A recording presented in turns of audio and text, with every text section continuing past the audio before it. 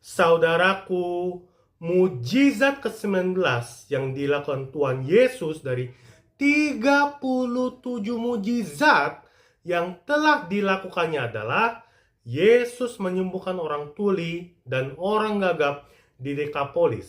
Saudaraku, peristiwa ini ditulis hanya dalam satu kitab Injil saja, yaitu Markus pasal 7. Saudaraku, peristiwa ini terjadi setelah Tuhan Yesus meninggalkan daerah Tirus melalui Sidon dan pergi ke Danau Galilea, yaitu di tengah-tengah daerah Dekapolis. Dan di situ ada orang yang membawa seorang yang tuli dan gagap dan datang untuk memohon kepada Tuhan agar disembuhkan.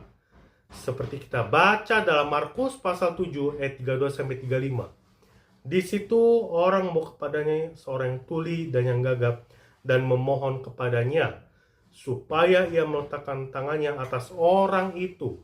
Dan sesudah Yesus memisahkan dia dari orang banyak sehingga mereka sendirian, ia memasukkan jarinya ke telinga orang itu. Lalu ia meludah dan meraba lidah orang itu. Kemudian sambil menengadah ke langit, Yesus menarik nafas dan berkata kepadanya, Efata, artinya terbukalah.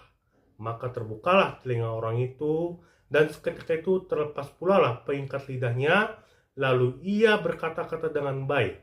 Saudaraku, kita melihat dalam setiap perjalanannya dari tempat yang satu ke tempat yang lain, Tuhan Yesus hampir selalu membuat mujizat untuk menolong setiap orang yang datang kepadanya. Saudaraku, hal yang menarik yang kita lihat pada proses penyembuhan orang tuli dan orang gagap adalah yang pertama, ada orang yang membawanya kepada Tuhan Yesus. Saudaraku, dalam kehidupan kita, kadang kita membutuhkan orang untuk sampai kepada Tuhan Yesus.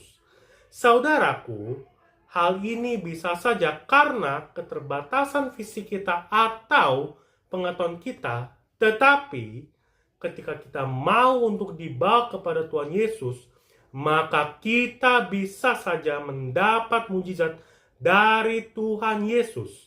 Yang kedua, Yesus bertindak. Saudaraku, dalam peristiwa ini, dengan hanya bersabda Efata, telinga dan lidah orang tersebut sembuh seketika, membuktikan Yesus adalah Mesias yang memiliki kuasa untuk atas alam fisik dan penyakit.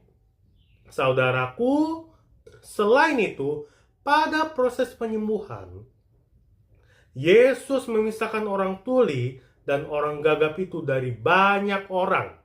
Saudaraku, kadang kita harus mengalami proses dipisahkan dari dunia atau dari sekeliling kita yang hiruk pikuk agar Tuhan bisa bertindak memberi mujizat dalam kehidupan kita seperti yang dialami oleh orang tuli dan orang gagap.